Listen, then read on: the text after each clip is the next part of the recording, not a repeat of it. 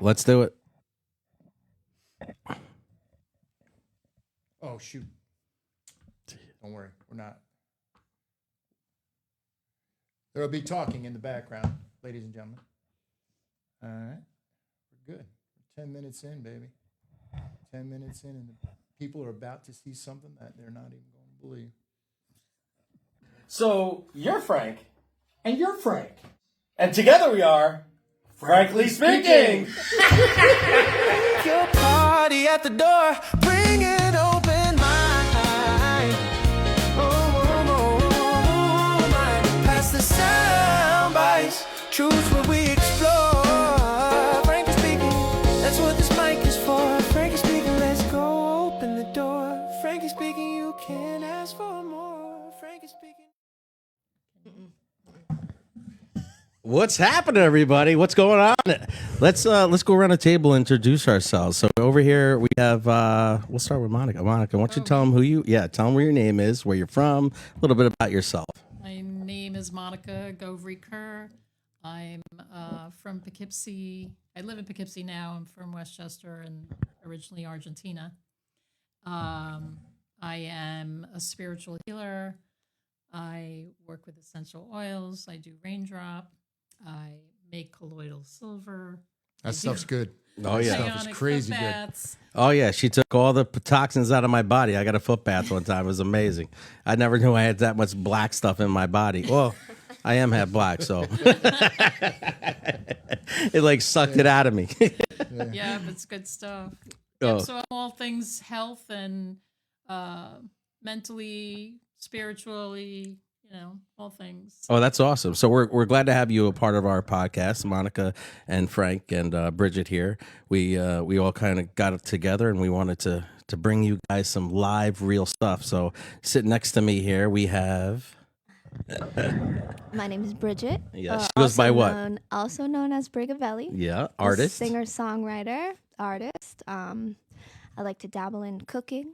Very good. I just had some, by the way. Chicken Alfredo. Chicken Alfredo. Delicious in here. Amazing. Mm-hmm. Yeah, and that's about it. I like a little bit of pop culture, like some of the news, things like that. That's right. You just had a single that just released. It was Feed My Hunger. Feed My Hunger. You could find it out on where? All platforms, all digital streaming platforms. YouTube, Amazon, Spotify, Apple. Oh, nice. All Nice. the Yeah. digital. And then you have another one. We're going to be shooting a video locally, right? Yeah. This October 12th. Yeah, so the single is coming out October 17th. We're going to be filming a video, which is going to come later to be announced. But we're going to start the filming on the 12th of October. And that's going to be, so we're going to be doing some shooting down at that Ever Ready Diner. And then we're going to be headed out to a boat, I think, down at the pier. Mm-hmm. And then we're going to be heading over to Joseph Steakhouse up in Hyde Park. Say, when is that coming in? That's my boy, October 12th. So, fun. yeah, if you have any old cars or something like that, I'm going to tell you, if you want to come out that day, it'd be cool. We could definitely get you in a video. If you want to dress in like the 70s and stuff like that, Yeah. you want to come out, I think that'd be great. We'll definitely get some shots of you. That's going to be 2:00, right? Ever Ready Diner down in Hyde Park by the old rink, which hopefully will be getting redone soon. I got a friend of mine who just purchased that, and that's why I put up a post not too long ago about the rink. I saw that. About That would be a cool scene, they too. had it's going to be cool. It's going to be great, and I'm really hoping the rink gets fixed. By the way, to give these kids something to do in Poughkeepsie, or even in Hyde Park, the whole Hudson Valley. It was a great thing as when I was a kid, and I think it's going to turn into something amazing. All right, so to my right here, it'll be to your left on the screen. But so we have Frank Marasso. Frank and Frank. Hey, Frank. Down at work, they call me Frangie. Frangie. Frangie. I love it. Frangie. So Frank, how about you tell them how like we know each other. How about that? You're with our fathers. Let's start there a little bit. Yeah, we've Frank and I have a history. We go back quite some time. Like kids in car seats. Yeah, exactly. Except I never was in the car when he was in the seat. He's his dad, John, and my father, Bold. Yeah. And we're around Poughkeepsie for a long time before I think we were even born. Yeah, I think it was the Hangover League. Before I was even a Hershey bar in Daddy's back. They called it the Hangover League. I know. Yeah. You wonder where they got that. Like that was back before everything was like, oh, you can't say this, you can't say that. They called it the Hangover League. I don't know if it was because they had hangovers or not, but Oh, okay. Maybe Maybe because they the drank gut. oh, the gut hung over the belt. Yeah, I don't know. Yeah. Maybe that's what it It was, was. Maybe the they four, drank it was the too much. four-man all-stars. Oh yeah. Yeah, Oh, it maybe was the that's what it four-man was. Yeah, all-stars. yeah, they were good though. They were both good bowlers from what I know. Right. I remember, my father has like 299 game. I think that was it. But Yeah. your father was crazy. He was a beast. Yeah, he was played good. with Tommy Long and a couple other guys. Tommy Long, miss Yeah, him. you remember Good man. Yeah, Tommy Long's a good man. And so my dad was in sign lettering. He hand lettered for years and years and years. And Morasso Sign Pro, right? Right on Marassa Smith Signs Street. Originally, we were he was up at his house, and he did most of his hand lettering and whatnot there. And then from that point on, he switched over to the machines about I think it was 1980 or so. Okay. And he saw it coming. He saw the He was the first wave. one around. The transformation, He yeah. used to tell me. Guy brought it out on the back trunk of his car, and my father said, "Don't put that away." And he ran down. He talked to a guy, wired some money, and they bought the machine on the spot. Yeah, it was crazy. And then I got into the business with him for a little while. But in the meantime, I think we must have met a couple times for sure. Yeah, I had opened up GQ Fashions right around the corner. As a matter of fact, I think it was Smith Street. sometime during the time that my father was still. It was probably around the 90s. So I opened that store, I want to say, in 1997. Right. Yeah, 1997. Because I was still working over, I think, at Glody's. Okay, yeah. Right. Oh, yeah, Glody Sign, Right, GNS. right. Yeah, with And- Todd. Yeah. And then I think you asked me to design the logo. Amazing. And he's still going To this day, best I've ever seen. Do you know wherever Super we creative. drive, Hyde Park, Poughkeepsie, everywhere, he goes, I did that sign. Yeah. So humbly. He goes, Oh, I he's did so, that yeah. I did that one. One of the most Awesome. creative people, and I mean, What do you Frank want is humble about it, but he's like one of the most creative people I've ever met in my life. And I knew when I said to him, I came to him with GQ Fashions. I said, Right. Frank, I need something. I had a Mitsubishi 3000 GT at the time, Right. And I had the red Astrovan. I said, I need something that is just gonna pop, and you're gonna see it, and everyone's gonna know what it was. We had the G with the stick. Yeah. And we had the Q on this side On with that the side. stick down. Oh, Yeah, cool. two different colors. Yeah. It that's was this clever. perfect circle. It was a perfect it made circle. sense. It made all the sense. And in then the the world. fashions right through the middle. That's back in the day when we didn't have AI to Right, help us right. do Yeah, those kinds yeah. of Frank things. was AI. You, I you was made AI. it. He My was name is AI. Arthur Imperiato. Yeah. Yes, sir. Absolutely On the amazing. side, of course. And then from there, we became buds, I'd say. Yeah. You kind of had your thing going on that side of the city, and I had my thing going on now, joining up with my father. And we went down to Smith Street. Mm-hmm. That was a cool place. And then after That's where that, I met you yeah, right. You met me at to Smith get my Street. banner. Right.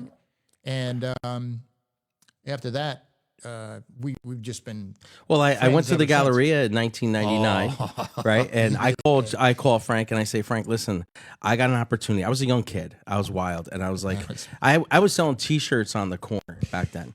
And then I opened up Sneakers the and first T-shirts. store, and the Yep. guy from the mall came in my store. He loved the logo. He loved the store. He loved the marketing. And he's like, hey, you should come into the Galleria. So I called Frank. I was like, Frank, listen, I got an opportunity here, but I got to get some signs and logos in there. And I got to get them within he's like, when do you need them? I was like, well, tomorrow. I was like, I'm opening on Saturday. Yesterday. I think it was like Wednesday. It's always the case. And he was in there, and he came. You did a frosted GQ on the Yes, front of the yes, yes. store, I remember and that. I was like, "Man, this guy is so creative," and I appreciate that because you showed up for me, and that's what real friends do. They show up, you know. And a lot of times, we have things that come up in life and stuff like that, but that when you show up, it means more to people than anything. Just being there sometimes. You don't have to come up with money. You don't have to come up with Right. anything else, but just showing up and being there. I appreciate that, by the way. Well, you had been working, and we're not gonna fluff too much at this point, but you were working. Let's fluff it up. Well, let's fluff it up a little bit. You were working with the the Christmas line. stuff. Oh yeah. And so we were, I was making signs for all of that as well, and a lot of gifts given out. But I remember back when John was involved. Oh, and My dad, Johnny I called him Johnny. because- Johnny boy. Johnny. Hey, Johnny. What's I up? couldn't call him Johnny. No. I would never do that. Like, oh my Frank, God. I'd probably get my Johnny butt always used to whipped. come in. He'd be looking to pay for a sign. He'd be like, "Oh man, hold on, let me check my pocket." Yeah. He reached down low and he keep going. He go. I said, "Oh, Frankie, $25." Yeah. All right. He pulled back Just casual down and socks. down and down. Oh man, but he was a good guy. But it's funny because he was doing a lot of great things for the community for as long as I ever remembered. He had that place over there on Cottage, right? Mm-hmm. Yeah, And it was 123 Smith Street, actually, the corner of Cottage and Smith. It was, 123 Smith. You can't. We beat used that to go address. to the. I used to. He dragged me into this radio show, so this is kind of. Yeah, Right, yeah. nice little segue. So You're to right talk back about- in it. I know, No, like father, it's so like son. weird. Anyway, after the show, he'd drag me to Cottage and Smith, and he'd pull out all his tables, 6-foot tables, Yeah. and all the bins of socks. Yeah, bring And we everything used to outside. He'd sit there and sell outside, stuff. Yeah. And I'm like, what am I doing Oh, my here God. selling socks? You know, as a kid, But you're it like was a trick. embarrassed, but you're like, wow. After a while, it taught you how to He hustle. was something else. Oh, my God. He would stop cars going by, and everybody would buy socks. Right. One of the best stories I have about him selling and buying stuff. He had these burlap hats, and I'll never forget. We went to Stormville. He had a van full of burlap hats. I don't know where he got them from, but he goes, "Hey Frank, do we got any big ones in there?" And they're all the same size. So I'm in the van. He hands me one, and I'm literally putting my knee in the hat, pulling it, and it blew the back out. And the lady puts it on her head, and the back side of it's blown out completely. And she's like, "Do you think it looks good, John?" He's like, "Oh yeah, that looks." He's like, "She's like, do you have a mirror?" And he's like, "No, we don't have any, we don't have any mirrors." And I'm like better off turning not the looking mirror at one. on the side of the van towards the van. But he was something else. John Flowers, man, I give a lot him. He's the reason why we're here today, honestly. The shoes. Yeah, The shoes. the black and white for shoes. Yeah. Sure. That's why we did the black and white logo. I mean, like a lot of things I do. The Adidas tracksuit I wear, black and white. It's all in representation of my father. It's you know, funny because black I and didn't even think about that until you just brought it up. I was going that route, and I think subconsciously I definitely hit it on the mark because it just seemed appropriate Yeah. to be sticking into that vein at all. Because that's what we're all about. Black, hey, we're black and white. Black Look and at that. white. And Yeah. it's like that's what it is, bringing everybody together. And I'll never forget Reverend Bottoms at my father's funeral. That's what made a big difference in my life. He got up on the stage and he was giving a speech, and Reverend Bottoms, probably one of the best people I've ever heard speak at a funeral or in general. Great Reverend. And he said, black and white, black and white. He goes, that's what John Flowers is more than the shoes. It was about bringing people together. And that's really what he did. He brought all of us together. I mean, he had a way of talking to everyone and keeping us like, where we were all on the same playing field. And it wasn't about, when I in the league when I was a kid. I remember going to the bowling alley to Marty Bob, and these guys, I hear jokes and I'm like, if you heard them nowadays, you'd be like, what in the hell? I know one of those jokes, but I'm not going to tell it right now. But I'm saying, that's when you have real friends. And We talk about everybody this. laughed. Everyone laughs, and Everybody at laughed. the end of the day, these guys would invite you to their home. Oh, You can yeah. hold their children. You can be with them, and it's like doubt. everybody's so hung up on this racism thing, and I've seen, I've been to 11 schools in the area, and I just want to talk about that a little bit because One for each grade? yeah, basically. So as a kid, I thought I was a bad kid, and I thought that's why I moved around a lot. And once I got older, I realized it was because my mother had a drinking problem. And we moved a lot because she lost her job. We lost our apartment, and it is what it is. I mean, but she did the best she could. She was a good mother. I'm very happy that I had her as my mother because, I wouldn't be right here in this position if everything didn't happen the way it did. Exactly. So I look at it like, she did the best she Facts. could with what she had, and it was tough. And there's some times where I was like, oh my God, we're all gonna die, but we made it through it, and that's what it was.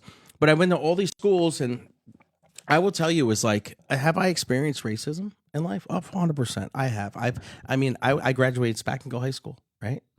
And I feel like I'm going into my biography now. Yeah, you no, didn't no, really we- introduce Wait, I didn't. yourself. Yeah, I know. Wait, did you? Let's We finish. never even said, welcome, this is Frankie speaking. What's happening, everybody? We went right into Frank was like, let's get right to it. I just The wanna horses get- are out of the gate. Well, because I I want to keep people involved and entertained, and I want them to know No, it's I like got it. we have something here that we came up with this thing. Frank's been talking about it a long time. I've been talking about. Bridget's been telling me we got to do a podcast. Monica's been telling Frank he's got to do it, and finally we just said, you know what?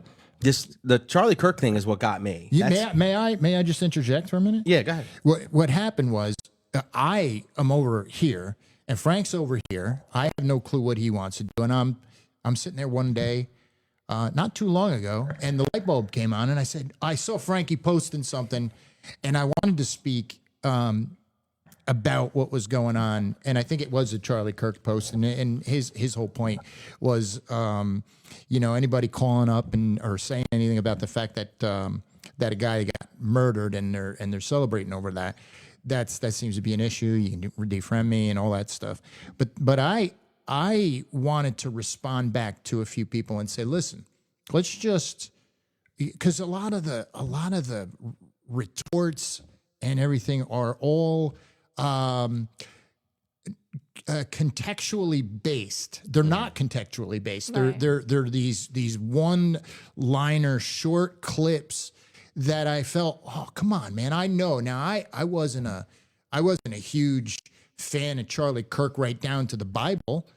I liked listening to him, see how he was going to get out of his situation, right? Yeah. He's in talking to this guy. He's got the gay. He's got this guy. He's got the woman, the pregnant woman. This woman's pro-choice. How's he going to get out of this one? Yeah. So I'm sitting there going, oh, let's see what he's got today. And I, of course, you know how the internet works, and the algorithm says he's a Charlie Kirk guy. Boom, up they came. And so as I'm looking at him, I watched quite a few of them, and I got the gist of what he was saying, beyond the level of the racial aspect of what people were posting about him, because pulling some of the stuff that he said out of what he said is like suicide for him. But in my book, it was like, so when I saw the one post by a fella that happened to respond in an angry way, way, and that was kind of I just sent back the actual video and says, hey, listen, I want to help you out. Check this out, because this is where that clip came from. And then in that video, regardless of what you think of the guy, in that particular video and in other videos that also corroborate the story, he's not saying that. If you said he was autistic, or you said he was excited, he had a lot of excitement, energetic, maybe he's a little pompous, maybe he was a little narcissistic even. Okay, I'll take all of those Maybe things. it's confidence, and we are uncomfortable with that. Well, he was super intelligent. Yeah, The man could cite more scriptures and quotes and knew more names and exact dates and times. I've never seen anything like that before. it's Now, I pretty don't know if that's a incredible. photographic memory or if it's just he's super smart, whatever it is, but he had a lot of knowledge behind him, and he knew what he was talking about. Yeah. And he'd want to hear what you had to say. He'd say, listen, go ahead, talk. Right. And then I have an answer for anything you have to say. And that's what gave me the respect for him, regardless of what people say. And I understand it. Like, some people took it as like, oh, he's racist because he talked about Michelle Obama or whoever Well, it is. you and took said it out of context, and If absolutely, you take it out of you say, context, yeah, 100%. okay, you said this, but I'm not gonna cut it short as far as that goes. But that's kind of where I said to Frankie at that point, hey, why don't we put this on the air and we can have people, I don't care who it is, if the people who are angry, they want to call in or they want to talk to us, Talk about it. online. Yeah, I As was a matter of wondering if fact, the comments are get up the to see comments. if people see if- can, So if we they have get- anything to say. Yeah, if you have any comments, something like that, if somebody comes. no comments Okay, yet. all right. Feel free to comment. yeah, Let if us you know wanna what comment, you you wanna- think. Viewers you wanna- out there right now are 17. Okay. So we got Jimmy, Johnny, Jackie, Joey, They're all all the J's. J's. All the J's. Edward. Yeah. But there is, you got a couple reactions which are happening right now. I think the thing is, regardless of how many people are watching at any given time, this is something that we'll do on a weekly. We're going to do it every Thursday. We're going to do it Basis. 7 o'clock, Thursdays, and I mean we can go places too. We can travel, but we're going to try to do it, like all together. And I think this is going to be something really good. Where I want to talk about topics, Right. that This have to isn't do with all about- us. this It's isn't not all about about Charlie that. Kirk. It's Yeah, not not about about Charlie like Kirk. national stuff. We want to talk about what's happening here in the Hudson Valley. We want to know Right. your experiences. We want to know what's going on with your life, with your kids, what's happening on the streets in Poughkeepsie, Hyde Park, Highland, Newburgh, Beacon, all of the Dover, all of the Hudson Valley. We want Right. to hear from you, talk about what's happening, come up with some solutions, and get it to the right people, because there's no communication anymore. Frank, I mean, like, there's no communication. Nobody talks to anybody. We're all told, like, sit back, don't say nothing. I mean, I've never seen it. All started like at COVID, I think, where they were just, you can't talk about yeah. this, you can't talk about that. I'm like, why That can't you definitely talk? was. It was accelerated, I think, a lot during that period of time, and I think it was done to exactly do that, to kind of get people not talking. It was happening before that, and I think if I wrote a couple songs about this too, and it's all throughout my work, and that's something that we want to definitely, not my music, but your music and other Bring a music. belly. Yeah. So I mean, that's the other aspect of, I think, if we look at going, for an hour on a Thursday night, and I think this is a first. Oh boy, we got some comments. Couple comments coming in. Hey, Frank, I say. I can't read them. I got you here. If you Yeah, want. so we'll keep. I mean, so we'll keep going with that. But basically, it's like we want to talk about what is happening. Yeah. I mean, what drove me to do this was the whole vaccine thing. Like, that was my main thing, because I just had a child, 3.5 months, Aria, and she's a little girl, and we've just been through it. Bridget and I, and we've been through the other thing, and then being in the hospital and being Torches in the pressured. street. As Torches. far as Yeah. yeah, and it wasn't as bad, I will say, at Northern Duchess, even though they still did. We started out at a doctor in Poughkeepsie, and she right away, like a few months in, right, she wanted her to sign off something to have a C-section and everything else, and I'm like, what? Why would we? that's We don't know very anything about common that right now. today. And I'm like, let's just try it natural, see what happens. And it's her first child, so I mean, like, there some concerns and stuff like that, but they didn't have C-sections 50 years ago. Well, So only emergencies, and I think I didn't even now know if they had it doctors- then. Did they have it 50 years ago, or Yeah, Had to be some way to cut them Se- out. at some point they stopped? I mean, like, or they doctors started. want schedules. When did C-section start? Does anybody know that? When did C-section start? We're gonna Have Google somebody that. give us a- But yeah. meanwhile, just talking about that though. I mean, there were so many things that when Bridget is like right there, everything she looks up, she Googles, she wants to find out the answers to it. So we were prepared when we went into that doctor's office, and what we wanted, what we went through, and she gave a water birth. It was the most amazing thing I've ever seen. And I want to say too, is like the one thing that I've learned, and I want people to know, is the normal way, or the way they do it in the hospital, where they teach you put your legs up in the air and everything like that. That is the worst way to give birth to a child. That is a fact. I mean, if you can Google it and look it up yourself, but we looked into all of that, and it was like, it's not even natural. Like, you're bringing the baby up instead of out. And that's something, if you're giving birth or you're having a child, like, you could tell them, like, listen, I want to do it a different. She literally gave birth on her knees. Like, she was like, No, standing. or standing. She was standing. Standing up. Yeah, she was standing up in the tub. Yeah, she was standing up, and the baby came out. And I remember when she went backwards, I was in front, and then they handed it to me like a football. Like, I was like, am I supposed to be holding this thing right now? That's so funny. Oh, it was priceless. All right, so- So when very was it fortunate start? When you was did it not started? Spike that baby. Yeah, I did not spike No, it. Yeah, no. I know. It's we got to make it. That We would need have time out. been Alright, some so- trouble. What's it say? So the two things here. All right, the term cesarean section, believed to have originated from the Roman Emperor Julius Caesar.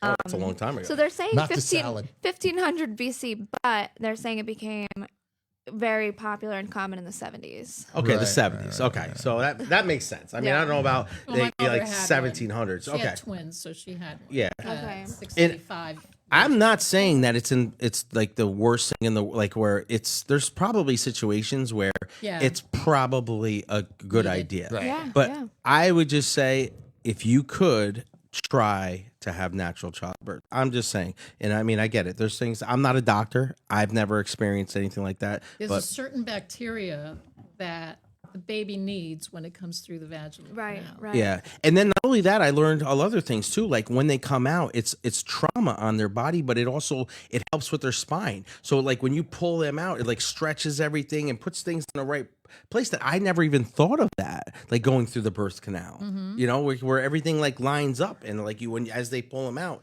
it's like a line, right? Did you hear that or no? No, I mean, yeah, I've heard like, a lot of things. we've looked into so many things having this child. I mean, it's like this I kid. worked with a chiropractor. She used to be at birth so she can adjust the baby. Oh, that's all. Yeah. What was the chiropractor? Who was, do you know? or- Joan Fallon. Oh, okay, from yeah. Westchester. 'Cause we go to Mazzarelli, right on Yes, right yes. on Route 9. That's our boy. Yep. Antonio's going to be on this show too, by the way. He's Oh, already I can't sent in believe a request. Yeah, and he's big on the no vaccines and stuff like that. And like I said, I am never going to say like do not get vaccines. I'm not going to tell you what to do with your child. I'm going to tell you what we did, and I'll tell you where we're at. And And I believe everyone should have options to do what they please. And with why their not? bodies. Do what you want. If you want to inject yourself with whatever you want to inject yourself with, do what you want to do. It's not me to decide that. But You they have have to provide disclosure as to what you're putting in your body. Oh yeah. That's all I like is like people to ask questions. Like, what is this? So that's what happened. I just want to talk about that real quick. Right, In the hospital. that's what happened. No, yeah, the nurse came out and talked about the vitamin K. And what we did was we were like, no, we don't want to do it. And she was like pretty persistent about it, but she was also very, very respectful. But I asked her, so I said, I go, what is in the vitamin K? Like, what is it made out of? And she couldn't answer that. And I said, well, I mean, what do you make it out of? Like, do you get it from a plant? Do you make it out of oatmeal? What, you make it out of toe Is it a fungus? chemical? Like what is it made out of? I mean, you know, yeah, exactly. fungus. And she said, I'm sure there's some good things in but that's toe what I'm fungus. saying. I'm like, you don't even, she doesn't, and she says, well, it's a man-made artificial thing. And I'm like, you know, if God really wanted me to have that or at that age, I get it. They say that they're deficient of it, but maybe you're not supposed to have it at that age. Who are we to decide?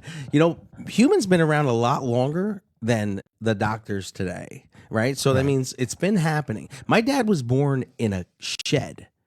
And he was born like 2 days before his actual real birthday. That's not his birth certificate, right? And that's why he celebrated 2 birthdays. Right. So then he was born in a shed on one day, like on Wednesday, and then he went to the hospital on Friday. So his birth certificate said Friday. So he celebrated 2 birthdays his whole life. That was my dad, you know. So he really lived to be 142. 'Cause he had So we do have a question here. Oh, This is okay. for Frank Okay. from Hans Taylor. Hans, what's up, Hans? I love you, buddy. So now that you were talking about, you know, us just having a child, he said, how do you feel about fatherhood at your age? So fatherhood at my age is the absolute best. I had 2 children when I was 20 and 21. I was it's a long story, but I was not in a good place in my life. I was in a dark place. I was very worried. I was scared. I mean, I contemplated suicide. I was really, and I mean, that's a long story I could talk about, but it was really rough for me at that time because I grew up with a mother and father not together, right? So my father did take care of us 100%. My mother did the best she could, but he was a weekend dad.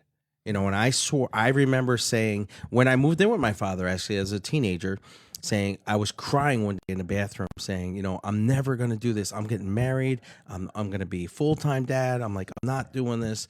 And next thing you know, I'm 21 years old. I have 2 children by 2 different women. And I thought my world was over. I was working at Pizza Hut making $4.75 an hour. And I was like, That's so low. I'm dead. I know now. I mean, but it's probably like making $15 an hour now. But you cannot support 2 children and yourself at that right now. So it's impossible. Also, he just want to say he's asking for a friend, not for himself. Yeah. Hey Hans, you thinking about having say it another one twice. there with Cheryl? I know Cheryl's probably He said begging you. just asking for a friend. Yeah, not I for know. him. Yeah. But I will say it's like it's much easier because what it is like at my age, it's almost like, I don't want to say like a grandchild, but it's almost like you're not as worried because you just know everything's going to be okay. All those worries you have in your 20s and 30s about life and, not doing the right thing. Oh my God, is this right? And everything else. I mean, some concerns that Bridget has right now, even it's like, oh my God, like she's a little concerned about, hey, am I doing the right thing? I'm not sure. Nobody wants to make a mistake. Your children, you want to make sure, even with vaccines, you want to make sure that like, listen, I want the absolute best thing for my child. But it's, I just want to interject because I see him. One of my boys, who is it? Sid Williams, is from Nevada. What's up, Sid? So he's an old friend of mine. Okay. Yeah, and he moved out there and he does some crazy stuff. And we were actually friends in Our Lady of Lourdes, and all the way through from. You went to Lourdes? I went to St. Mary's and I went to Lourdes. Oh boy, I have so much guilt you would not even believe. Oh my God, I can imagine. I seen some of those Lourdes girls. I knew them. I went to Spackville. It wasn't so much the girls; it was the nuns. They had way too many nuns. I remember when I was in Monica's face right now is the best. I wish he was turned a little bit so you could see that. I went to Catholic school, so I know what he's talking Oh about. boy, with the knee highs, you wore those too? Yeah. We had a higher level of education because God was up here and everybody else was down there. So it's actually kind of crazy. Yeah. But it was a good experience. I would never my father and my mother, God rest their soul. My father just recently passed away. Put us through those schools, and my father worked extra jobs to get us there. So it was cool. But Pat and I we played in a band together, and we did one gig at Our Lady of Lourdes, and then we also we were friends all the way through grade school as well. So I got to shout out to my boy who I haven't seen in ages. But he's the guy who's on the right side of history. We'll say that. Good man. Yeah. Okay. That's what's up. Yeah. That's cool. Good stuff. So you went to Lourdes. I'm sorry, I didn't mean to interrupt there before. And No. I love to hear about it. Confessions. I didn't know you went to get that off Lourdes. my I remember chest. playing them at basketball. That was the one team that I got my Terry Feely let me play, and I made a shot. It was only about a minute and a half left. He put me in the game. I was short. I'm only 5'6"3/4. Really? I tell people I'm 3'11", but he put me in the game, and my dad was there. He came to every game. And I remember there was we were up, and he was just wanting us to dribble at the time. And I took a shot. I made it, and it erupted. And my father said for years, this is like how you have a good dad. I mean, it was nothing, right? I just made a shot, didn't mean anything, didn't win the game or anything like that. But for years, my father would say, hey, remember that shot you made? Remember that shot you made at Lord? Oh, man, that was such a good shot. And I would always be like, Dad, come on. I mean, it wasn't that crazy. It's a little 2-pointer or whatever. It's a 10-foot jump shot. But to him, it was everything in the world. And I was like, I think about that now, and I try that with my children too. It's like I try to give them the best, give them a lot of encouragement and let them know it's like even the littlest things mean the most, and I tell you, so your father, Lou, right, is his first name. Yeah. So he was over at Northside Auto, hanging out there every day with Jack, and he still had his badge from the sheriff department. Oh yeah, he was in there, and I had seen him about a month or 3 weeks before he passed. I seen him in there, and he was looking a little frail and stuff like that. He was having a hard time. Yeah, but I tell you what, he was in there still talking. Hey, Frankie, what's happening every day? Very good man. I tell you, it's like I'm so happy I got to know him, and I'm happy that he had you. Yeah, I appreciate that. A good man. I will say a shout out to the boys at Northside for taking good care of my pops during that period of time. Bless Oh them, yeah, they were. Jack is amazing. Yeah, he's a good guy. But unbelievable. Throws great parties too. And I've been to his parties. Yeah, his Christmas parties. Yeah. Holy cow!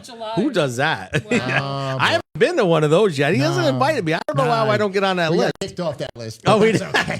Is that because Lou's gone? Yeah, Lou's gone, so we're off the list. You got to go. Of course, But I want to just say that and Steve, I helped him out with his car, and I mean, there's a long story. Oh, right next side at Parker Mechanical, right? Yeah, Parker Mechanical. But the guys there always they took him in because he was a good guy too. He would change the water there. He had a place to go in the morning. Yeah.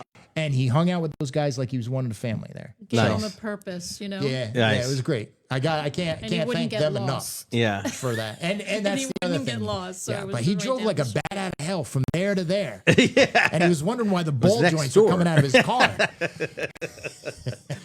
I would like to give Steve a shout out there. He called me earlier before this podcast, and he's like, "Hey, you know, like I'm gonna watch it." He's probably on there now, Steve. But I take all my trucks and my cars there.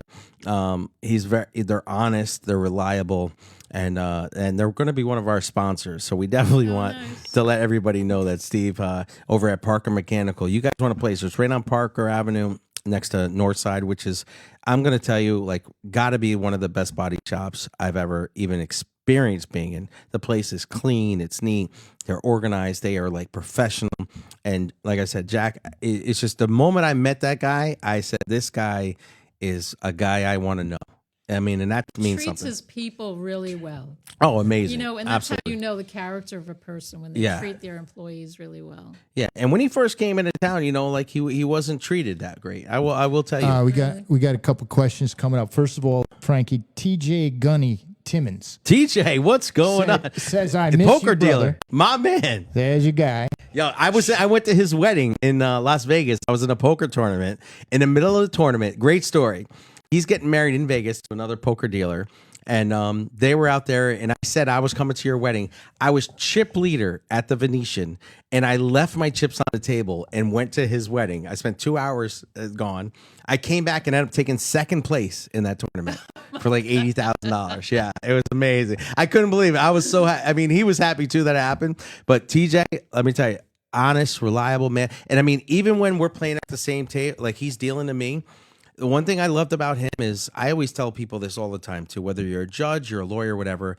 Look, we are friends, but when you're doing your job, just do your job. Just treat me fairly. That's all I ask. I don't even need the favor. Just treat me like you know who I am and then do it. Like if I go in front of a judge, the last thing I need or I want is somebody like doing me a favor, like let me go. Yeah, I don't that's want true. I really Except do. unless- If I did it wrong, if I did something wrong, I have no problem with paying the piper. But my thing is, don't come at me harder to prove a point. You know, Right. there's a couple judges that do that just because they're like, oh, I know you, so I can't act as though I'm being nice to you, so I got to be even a bigger jerk. I don't want to say another word, but No. I don't know if this is child friendly. Can we curse? Yeah, on it? no. We shouldn't be cursing. Yeah, we're not going to try to curse. No, 'cause I want everybody to we're listen going to to try it. and curtail the cursing as much Okay. as we possibly I don't know can. if But I think can it's do that. important. Yeah. Well, I mean, we're not saying that we can't. I'm just saying. Yeah. I don't know how that works. Yeah. I just can. Do you mind if I just? Here's what I want to do. I want to What do just you play. I want to play. We're going to take a commercial break. We're going to play the intro for you again in case you didn't see it at the very beginning. Okay. Yeah, you Yeah, mind? we'll take a second. Yeah. And then we'll be right back. All right. Because we're not going to be on for that particular period. I don't know why I have to tell everybody this thing. So you're Frank, And you're Frank. and together we are, frankly speaking. Your party at the door, bring it open mind.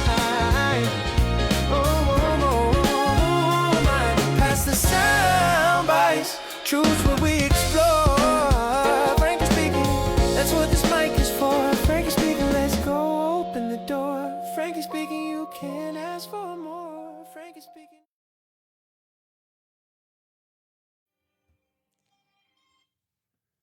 We're back on. And we're back. I got my son on here. Let's see what he's got to say. Oh, what's up, Liam? How are you? I was actually calling to let you know that there's a little crackling. I think it might be a buffer size issue. Oh, is that on the? It was that Well- during that part when we were playing? It's just been occasionally throughout. It's just he was working a little too hard. It's fine though. But Okay. if you're back on, we will. That's Liam, our So- technical guy on the phone there. Yeah. That's Frank Morasso's son there, Liam. Yeah. I'd known him since he was just a little pancake. He was a little guy, and now he's a big guy and telling us what to do. I It's amazing know. how things change. I know. Hey, let me ask you a question. Working out the kinks. What did you have to eat tonight? What did I have to eat? I had some ground beef, Cottage cheese? black beans. What's up? Cottage cheese? No cottage cheese. Black beans. She's doing the protein diet. Liam's, the protein diet. Okay. Liam's a musician and a producer and all sorts of stuff down in another state. We'll just keep it at that. And south of here. And he walked around in February and he's got like a T-shirt on. I'm like so ticked off. Yeah. He's a good looking kid. Love you, man. I'll talk to you. Thanks for the info.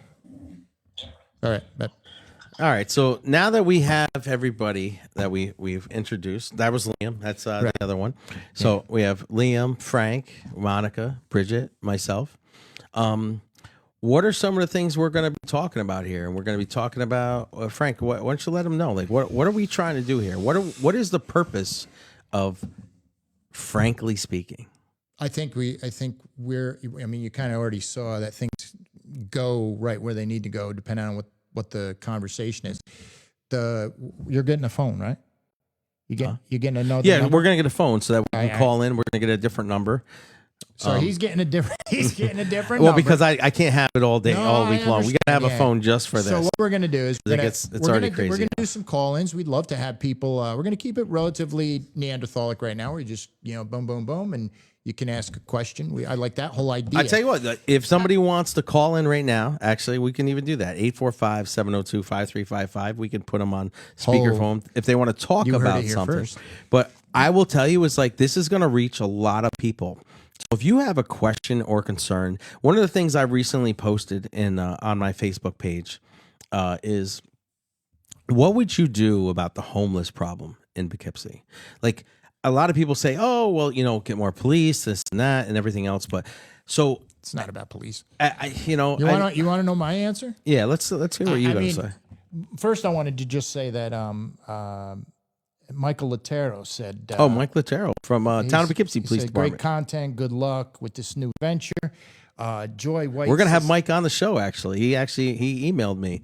We're gonna get him on the show. Joy White said, "Hey, man." Joy White, what's going on, Joy? Hi, hey, yeah, Joy. Alexandra, you want to call now? Because if you do, call us up. 845-702-5355. Y'all, I'll call. Oh, there you go. Give us a call. Tom Martino, LOL. Tom Martino, A to Z Transport. This guy transports anything you need. Monica, Pianos. hi, comes from Joy White. Joy White out there. What's happening?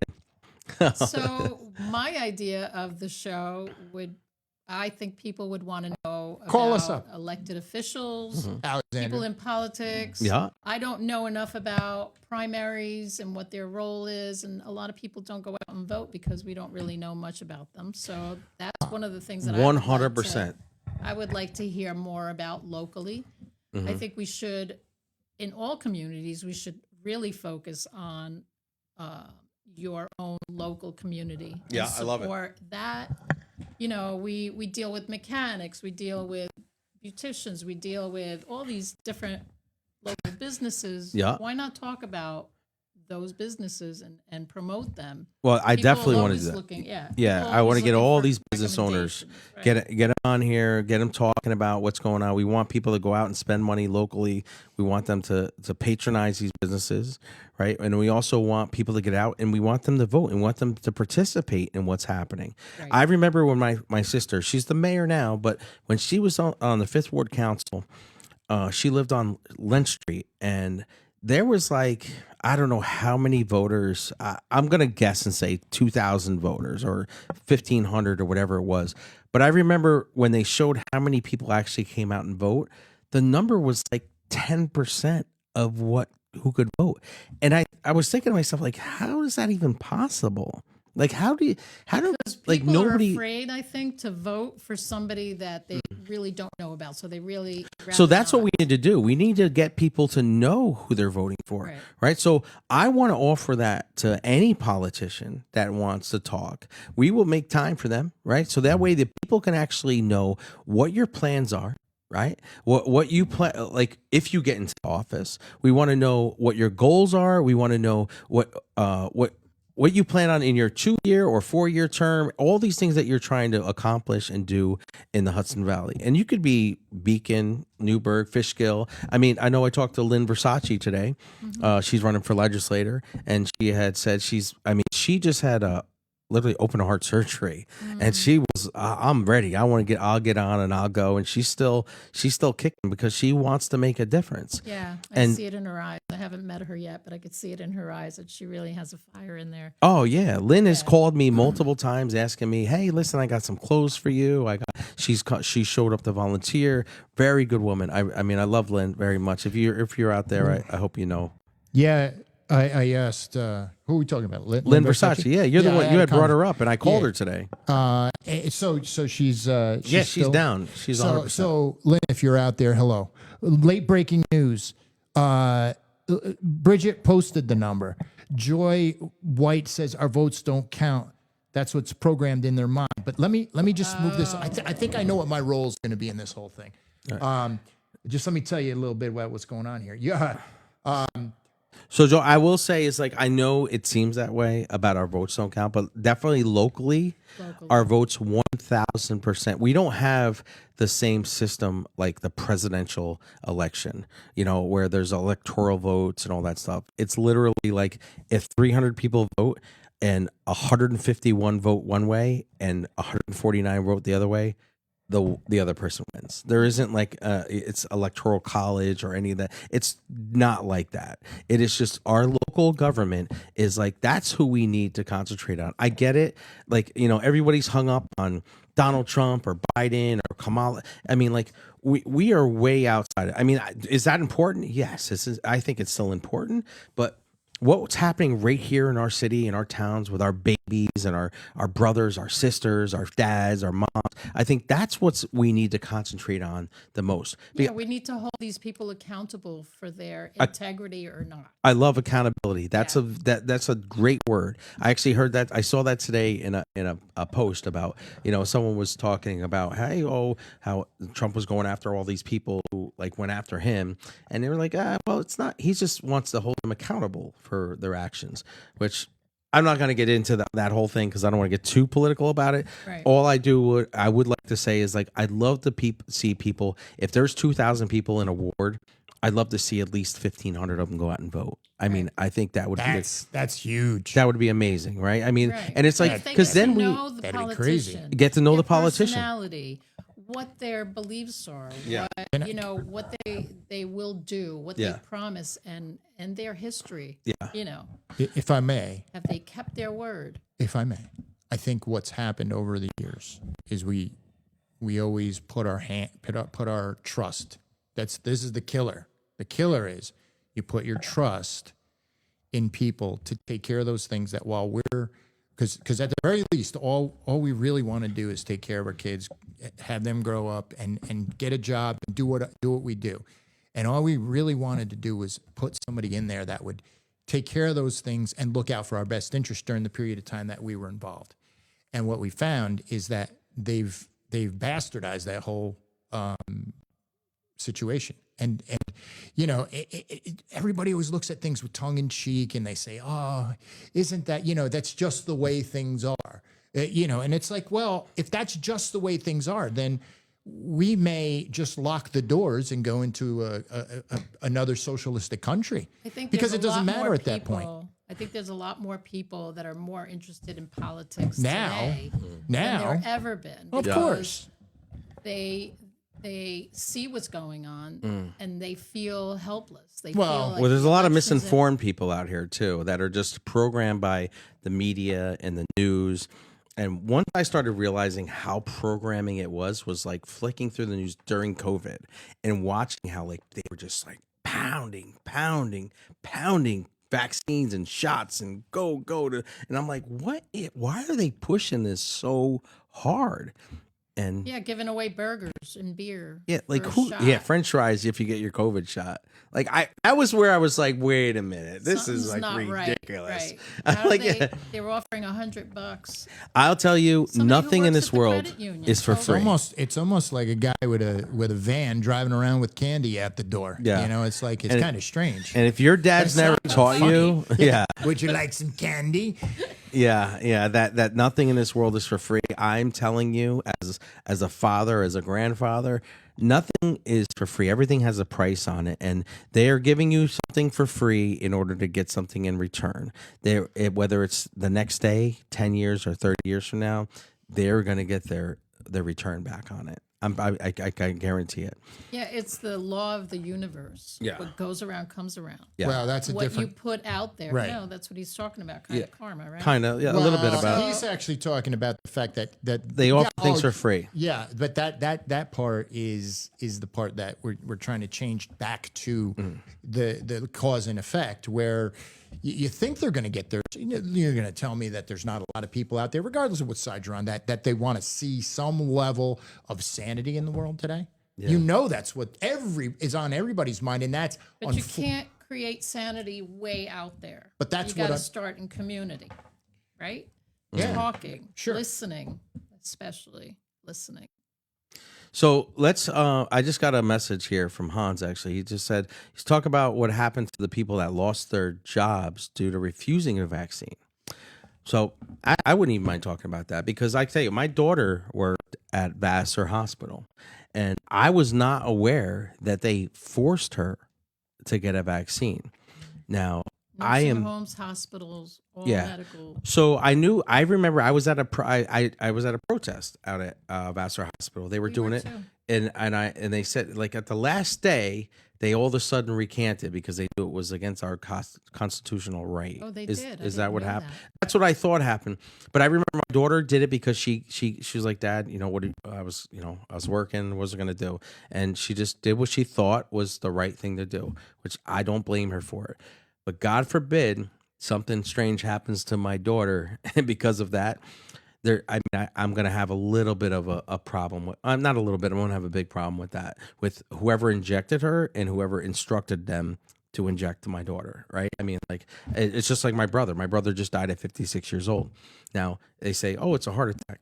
I mean, my brother worked out all the time. He was in very good shape. Very healthy person. Very healthy. He's Jehovah's Witness. He was very and he was into his religion. He was an honorable, honest man. And I mean, I don't even know anybody that doesn't like my brother. Like, I know lots of people that like me, and I know lots of people that don't like me. But it's just like, but that just comes with it. When you know a lot of people, that's what it is. But I've never heard anyone say anything bad when they knew my brother. Like, oh, your brother Johnny's such a sweet man. Never, all the people that didn't like you said, "Oh, Johnny, John's your brother." No problem. No Love way. him. Yeah. But there's about losing your jobs. I mean, like, think about that, right? Now, all of a sudden, now you're hearing all of this stuff about the vaccine, where it's like, oh, well, it's not really, it didn't help you, and it's all this crap about, like, basically it was a hoax. So what about all those people that lost their job? I have two friends worked in a nursing home, one in Brooklyn, who the stories are really horrible, what they did in nursing homes. They neglected these people, the residents. They weren't being fed. She was a nutritionist, and she would take her own time because everybody, was sick. They didn't show up for work or whatever. She refused the vaccine, and she worked until the very last day that she could stay there. She tried everything to stay there and get a waiver. But she would go after her shift and feed these people because nobody was feeding them. Yeah. Most of them, probably shouldn't say this, but the hell with it. Most of them died of starvation. And some of the families Where are was this suing in Brooklyn. Oh, wow. Yeah, they weren't taking care of those people because nobody was watching. Family wasn't coming in, nobody was allowed in. So they weren't feeding them, giving them water. She would go in, bring her own strawberries and it's sad. And at this point, I think she's still suffering from PTSD because she watched so many people die. They didn't die of COVID, starvation.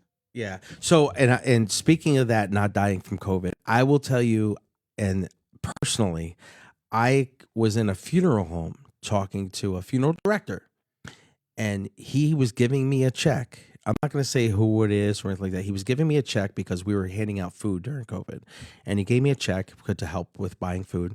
And he said to me, he goes, Frank, I don't know what the hell's going on here, but I'm getting people in here that are not dying from COVID, and on their death certificate says COVID, like a car that was accident another. or something crazy. And he was just like, I didn't really at first. He said at first, I remember he said, he's like, at first I was like, like, well, maybe they had COVID and like they still had this happen or liver cancer or whatever it was or something happened. But he's like, once something came in that he knew was like had nothing to do with that kind of thing, and it was like, because he sees the body, like he sees what happened, and whether it was a car accident or if it was because of like, whatever happened, gunshot wound, whatever it is, and it was marked as COVID, he was like, there's something really going on right now, and I don't know what it is. And that was horrible. And I think it was all about money, and from what I understand, and I can't say this is the truth, but I was told that hospitals were making more money when they had someone die from COVID, right? So they were getting like all of this, what kind of pay did they call that? Like hazard pay?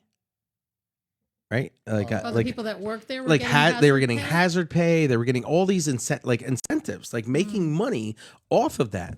And I thought to myself, I was like, why? What is going on here? Like, how? What would? I mean, what do you think, Frank? Like, what would make something like that happen? I don't have really much to say about that because everything's speculation. But when you put all the data together and you go, then that's kind of what we're talking about when it comes to like putting things into context, right? And now you have this fact and this fact and this fact, and now all the variables start to come together, and it starts to look like something other than what was originally stated. Then it's hard to say that it's not. Yeah. I mean, if you understand what I'm saying, There's without me plenty of saying evidence anything. right now that those vaccines were not really vaccines. Yeah. There's plenty of evidence. I mean, They're not showing it to the general public.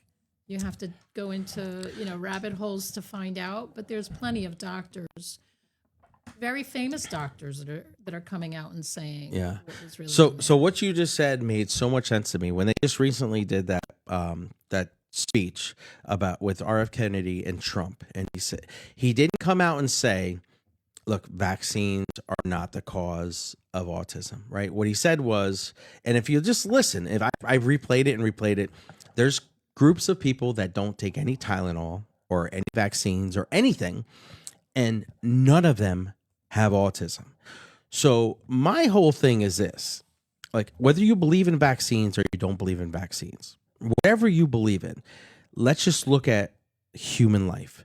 All right, now I'm 52 years old.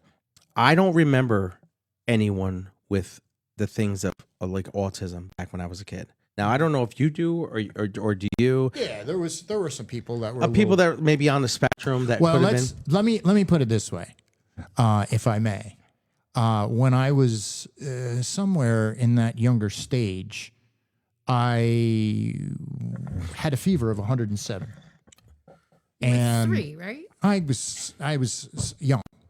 I don't think I was 3, and it wasn't until later that they were trying to keep my temperature down with alcohol baths and so forth.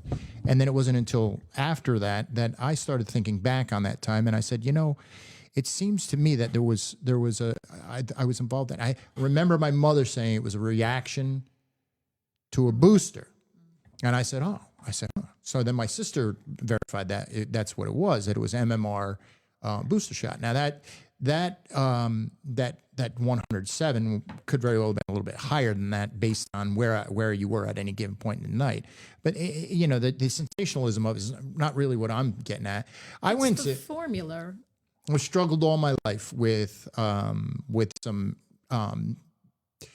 depression and anxiety and some other issues. And whether I say I fit in or whatever, I think my mother always said, oh, he's got a lot of high energy. He's got a lot of. They couldn't handle me. And you ran on your toes. And I ran on my toes. Mm-hmm. And later on I've been diagnosed on the spectrum, and that's okay. That's what I'm working with. Mm-hmm. But the thing is, if someone were going to tell me, what would it have been like if if it wasn't for the shot, and then you can say whatever you want about it was just a coincidence that you happen to go in the same day for that. I'm not gonna argue with you or anything. I'm just gonna say no. I think the reality is 2 + 2 is 4. You know that the reality is here's where we're at. Mm-hmm. We didn't have to think about it when we were parents, And it wasn't damning only because back then, you know, you thought that the goodness of the trusting in a doctor was the goodness of all. You know, you had a guy who came around with his kit every once in a How do while. you not trust your doctor? I mean, that's like what we were told from the beginning. Trust your doctor. So I'm not consult knocking your it, doctor. but Every commercial, what it consult is. your doctor. Make sure. Yeah. Yeah. So, I mean, Frank, going on the record talking to saying- you though, I would never ever think that you were autistic. No, we call it antistic, actually. The reason we call it antistic is because normally high-functioning autistics don't have a tendency to be as outward-going as I am. And Well, that's so- why maybe you're not autistic. Maybe you're diagnosing yourself wrong. No, I didn't say. I wasn't the guy who did not diagnose. Oh, so how do have we know that your professionals. diagnosis is right?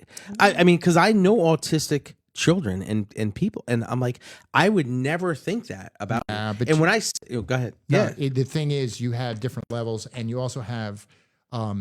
See, the thing is, it's not just about that. It's about the other aspects of your life. You know, the neurological damage that can be done. I don't care if it's Tylenol or vaccines or whatever. I think more so for me, it's about getting information that allows you to understand what you're dealing with and then make those decisions. I think that's what we started talking about early on in this whole conversation was being armed with the information. So yeah. All right, so. what were you pointing at? No, I just wanted you to check out the screen, see what's going on. So Oh, I tried to before, but yeah, you kicked me off. sorry, yeah. Are you the brother? I got a comment Any because comments that's on- I think what my role is going to be in this whole thing is actually to be like the engineer, and I'm going to sit back. They don't let me talk, so that's okay. No, you can talk. I just John want Bold. just talk as you turn your head. John Bold says, "My Frankie, my brother from another mother. What's up, my John? brother from a darker mother. Actually. Well, my mother's actually the Russian. She's the white one. My dad was black. Love Lynn Meal Versace for county legislator Kimberly Herxthal. says Oh, that. okay, nice. Oh, beautiful. Yeah, there's a lot of great comments coming through. Can you guys post all of your phone numbers? that way, this is Tom Martino. Hey, can you guys post all your phone numbers so that way, if you say something we don't agree, we can call you on your personal line. Tom Martino, he's such Why a not? character. You can, You know, he's you can this DM guy's me. such a You can guy. DM me. He before we go messaged that me far. right before this happened. He's like, I can't wait. He goes, you're gonna have 1 million lovers and 1 million haters once this goes on the air, and that's okay. I mean, Rob Page says, I have to double check, but I think it was only about 9% of the total eligible people back when I ran for council. You know, my dad was a council person as well. 9% that voted. Is that what he's talking about? Yeah, right. And I think you're right. I think you're absolutely That's what I'm right. saying. Yeah, I was like it's a something low crazy. number. There was like 200 and something people who voted in the Yeah. 5th ward, and I think there was like 2,000 people. It was We something have crazy. to create confidence in people. I think that's really where it is. Yeah, and not only just the confidence, but I'm like to let them know like it does matter. And okay, look, I get it. You're not going to agree. You might have only 2 politicians, right? You have one on the left and one on the right. Okay, and you might agree with some of this and some of that, but you need to go with whatever you think fits you best. Right? It doesn't have to be about me. It's about you. What fits you best? What's going to help you? Like, what are these people going to do that's going to help you be a better person, have a better life, have a better community? And that's really what it's about. Who's going to work for you, right? Who's going to really listen to these people and listen If to you you're and do it. involved, not 9%, but if you're really involved, you'll So start listening to what you need. I've tried getting some friends of mine. I have a friend, Roderick, who was an attorney for the U.S. government. He was a very big, high position place, and I asked him. I said, "Man, Roderick, man, he's a black man in Poughkeepsie. He lives in Poughkeepsie. Very intelligent man, an attorney." And I said, "Why don't you run for council?" He's like, "Man, are you out of your mind, bro? I ain't got time for that. He's nonsense. Listen." I was like, "Yeah, but this is the problem." We need people in Good these people. positions that are, and I'm not saying the people there aren't good, the ones that are there now, because I know a lot of them, and I know they work hard, and I know they are doing the best that they can. But what I'm saying is, like, this has to be a competitive spot. This shouldn't be something that is easy to get. This should be what I honestly think that they should do. They should offer more money for that position. I think they give them like $12,000-$13,000, if that, for the year, and which is nothing. That what's that? $1,000 a month, 250. That covers, and the amount of work that these people do. I seen my sister. I mean, maybe she went above and beyond, but there's some council members out there now that still put a lot of work in, and that's not paying them. You're giving them, at the end of the day, you're giving them $4 an hour to be a council person, and they're making decisions. They're committed to serving the people. And Yeah. it's really shouldn't be about money. No, I get that, but in order to serve these people, they need to put quality time in. Yeah. And everything's expensive right now. So you're asking them to take time away from their normal life and their normal job to spend it taking care of the community. I think it should be a salary, to be honest with you. I mean, it doesn't have to be outrageous, but I mean, $50,000-$60,000 a year, and that might sound crazy to you, but I tell you what, if it was $50,000-$60,000 a year, I guarantee you will have a much bigger selection of people to choose from. There wouldn't be 2 people running, sometimes just one person. There'd be like 12, 15 people running, because now it's like, oh, wait a minute, an extra $50,000 a year, I can actually, go on vacation now. I can do things for my family. I can start putting away for a college fund. And look, I get it. Okay, there's no money, there's this and that, but there's millions of dollars that are There's funneled plenty of through. money, There's as money. long as It's there's just no where waste. it's being sent. Yeah. And I will tell you, it's like, big shout out to my sister Yvonne. She is cracking down, finding a lot of stuff, and she's changing things, and her. and she does not let things slide. I tell you, a lot of people don't understand how intelligent Yvonne is, and they go in there talking to her like they think they're just going to roll over, and they're very shocked when they walk out of that office. I've heard some conversations myself where I'm like, who does this guy think he is? Like, he don't even know what's about to happen to him. Right. And she like, what I like to say, put a bites his ass, like. Good for her. Yeah, no, she's really good. I love that she's my sister. I love that what we've done has turned into what has happened. Like where we're here, where she's the mayor. I mean, that we're actually making an impact. But I've come to the realization that we all have a responsibility as people to step up and play our role in this world. It is our responsibility to take what we've learned and pass it on to others and share the knowledge and the wisdom that we've gained throughout the years. We have no choice. And all of you out there have that same responsibility to teach children, not just your own, but all of these children.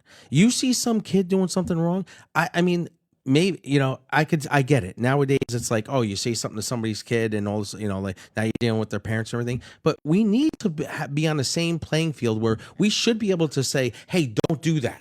Right. Be careful. Watch both ways when you're crossing the street or whatever it is. I'm not saying you go whip somebody else's kid's butt, even though when I was younger, if I got whipped by everybody on the block going down the street, and I probably deserved it. First of all, my dad would probably go shake their hand at the end of it and then whip my behind on top of it. But I think that we all need to raise these children as a community and as a whole. We can't just depend on just the parent, because the parents are working 2-3 jobs. How are they out here? How are they going to, and they're putting their faith in the teachers, so we got to be careful about what these teachers are teaching, in the classroom. Like, that's a whole nother story, about, That's I have why some. homeschooling is so big. Homeschooling is big, but it's also very difficult, and it's yeah. hard on parents. It's a lot of work. I know people that homeschool. I know people that don't, and and like a lot of them, it's because of like I have friends that go to Rhinebeck up there, and what they're teaching them, as far as like, they don't agree with all of it, and it's just like, and it's And like, that's oh, it's another thing. That board works for the parents. yeah. And they get to do whatever they want. No, Yeah. that's not okay. Yeah. We have to hold these people accountable. So You work for us. yeah, the one thing that I think that needs to happen with people in power and politicians is they need to stop worrying about the 1 or 2 people or even the 5 or 10 people that are calling, complaining, and worry about the whole. We had a spot on Route 9. The guy Ed Perry from Arlington, Arlington Tire. He gave it to us for Christmas, right? He gave us a spot, and we used it for our Christmas event that we do every year. And afterwards, we had people donating stuff, and I just said, let me just set it outside, and we'll have a place for people to put stuff and take stuff away. And you know what? It was getting a little junky, but a few people complained, and it was on WPDH on their website, on the website and everything. They took a picture, and they're like, is this what we want in Poughkeepsie? I'm like, if you drive past the building now, it's the old Mitsubishi dealership.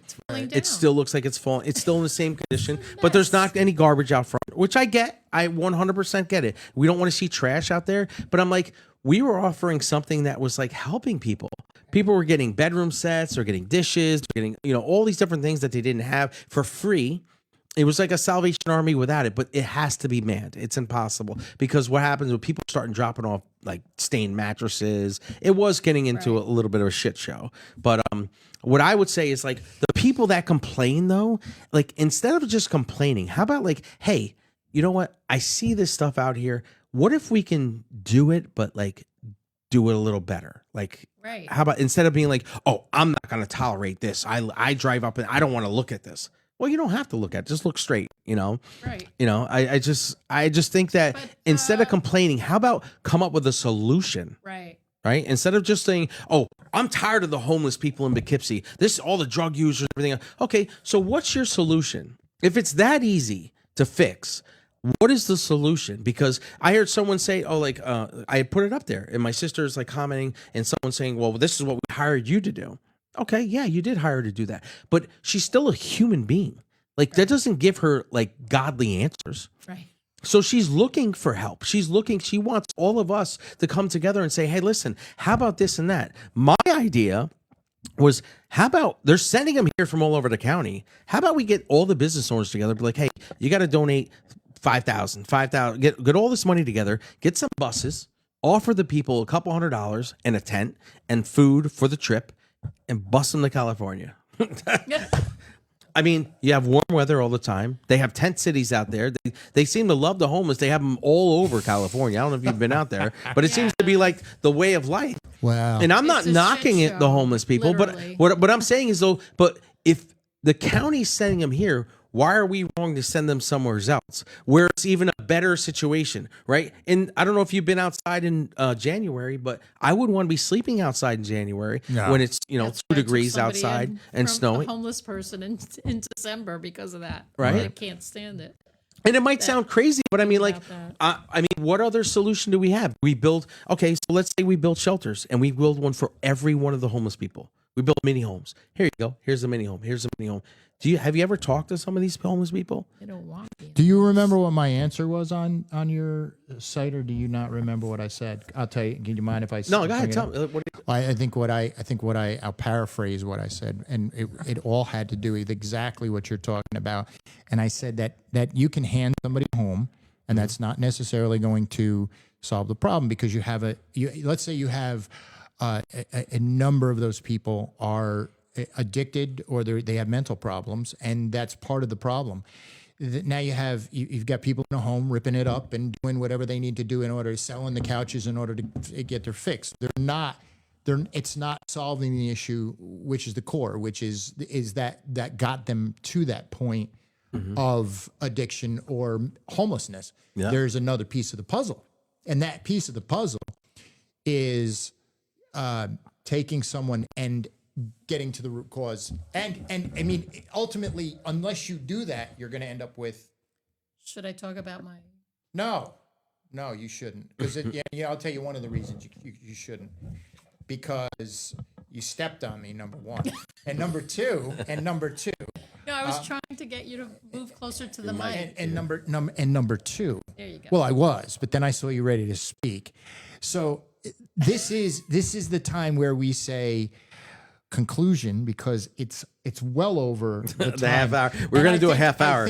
No, it's not about a half an hour. It's an hour. I figured an hour was going to be good, but we appreciate everybody coming and listening to Frankie talk. And I think the beauty about that is,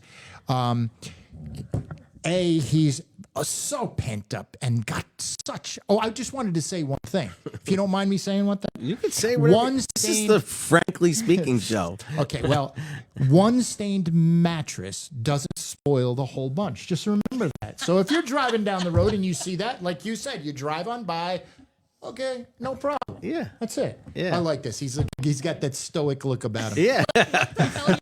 No, I was trying to understand, but I know get it. what he's saying now, though. I know what you're saying. It was Like, a joke. you might have Michael one stained Jackson mattress, song. but you might have 99 I good wanted to ones. say that way back when, and It's the I Michael wanted to sing Jackson. it. One Bad apple, don't spoil the one whole stained bunch. mattress, don't bother, hold on, girl. Yeah. So this went actually. It's I just looked at almost 8:15. That's why I tried to say. Yeah. it. So we're gonna wrap this up, but I'm glad Can that I- we got a pretty good response. I'm going to What are we gonna say, tell a prayer? everyone. No, I'm going to tell everyone what the download that came in about the homeless, that whole Oh, okay. Go ahead. funny farm thing. Why don't you save that for the next time? You want to really I say it am. now? I'm going to save it for the next Oh, and time. I Okay. think that's a great segment to talk about because this is something that I think is a solution. It's such a beautiful thing. but it just came in. It also it requires a group of people that care at the top in order to get to that point. Well, we have to start understandable. talking about it I think publicly. that's something we definitely want to hear. Well, we're I promise you what's going to happen as we talk and this gets bigger, and it's going to create a stir, and people are going to want to get involved. It's inevitable what's going to happen here. So it's starting off with this. And I think I just want to say this, that probably since the election's coming up, I think we have 3 women that I'd like to see, your sister and Versace, and I'd like to see Sue Serino. Okay, I'm Get sure on they the show would all at love to once. come. And here's what I see happening. I'm personally not interested in having politicians come on and talk about politics more than I am. We've got 3 people that are pretty strong in the area. Your sister, we've got Sue Serino, and then you've got Lynn, you've got Lynn. And I think that we can talk about the great things that are going on in the county that they know of that we don't. So I think that's really where I want to kind of go. And I think that should happen maybe the next show. Yeah. Well, we'll see. We'll see what happens. We're gonna go through our list, and we're gonna. We've got a bunch of people. We got a lot of people. Yeah, you can announce it on Facebook. On yeah. your We'll page, announce and- it like who's going to be on, so you can know to listen if you want, if you're interested. But we're really just trying to get it out there. We want to get your feedback. We'd like to know what you'd like to talk about, right? I mean, like, because that's what it is. It's all community based, and like that's what this is all about. We just want to connect people so they understand. You know, just today at Parker Mechanical, I was there this morning, and we had some conversations with people there about just their own personal experiences and like how they were just they never want to share it. It was about their kids and this and that. And I'm hearing these stories. I'm like, man, it's like if people knew about these things, maybe it would influence their decisions on their children. You know, it's time to tell the truth. it's time. Yeah, it's time. Really Let's just speak get the out truth. there. Yeah. And we have nothing to gain. We're not getting paid by Big Pharma. We're not getting paid by anybody. And this is where it's like it can be real. So if you want to be real and you want to talk about real stuff, that's what we're going to talk about. That's what we're here. That's why we're here. We're real. No fluff. There's nobody that's going to buy us. Nothing like that. Technically, for me, it's not a bitching and complaining session. It's more of how do we get to the point where we actually come up with some solutions and when we get Solutions. together. If we're wrong, And Liam, I think you're I have gonna. no problem with that. Liam, I think you're gonna owe me $10,000. Just remember that, buddy. Can I get 10 too?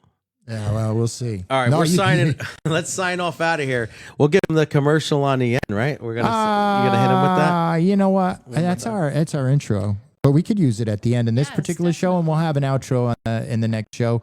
Thanks. Let Frankie say goodbye. See you later. We'll take care now. It's Frankie Flowers here and Frank Morasso. We also have And Monica Monica. and Bridget. That's it. Frankly speaking. Frankly speaking. So you're Frank, And you're Frank. and together we are Frankly Speaking. Your party at the door, bring it open mind. Oh, mind. Pass the sound bites, truth where we explore. Frankly speaking, that's what this mic is for. Frankly speaking, let's go open the door. Frankly speaking, you can't ask for more. Frankly speaking.